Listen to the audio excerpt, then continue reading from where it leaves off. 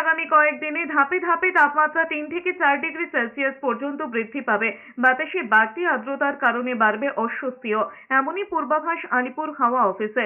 বৃহস্পতিবার কলকাতার সর্বোচ্চ এবং সর্বনিম্ন তাপমাত্রা থাকতে পারে যথাক্রমে 37 থেকে 29 ডিগ্রি সেলসিয়াস।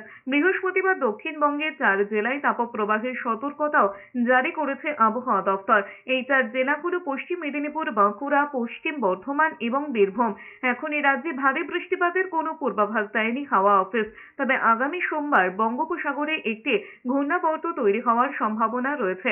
আগামী শনি, রবিবার দক্ষিণবঙ্গের কোথাও কোথাও হালকা থেকে মাঝারি বৃষ্টির পূর্বাভাস দেওয়া হয়েছে। উত্তরবঙ্গের দার্জিলিং, জলপাইগুড়ি, কালিম্পং, কোচবিহার, আলিপুরদুয়ারের জেলার কোথাও কোথাও বিক্ষিপ্তভাবে হালকা বৃষ্টির পূর্বাভাস দেওয়া হয়েছে। উত্তরের কোনো জেলায় আপাতত তাপপ্রবাহের সতর্কতা না থাকলেও সেখানেও ধাপে ধাপে তাপমাত্রা বৃদ্ধির পূর্বাভাস দেওয়া হয়েছে।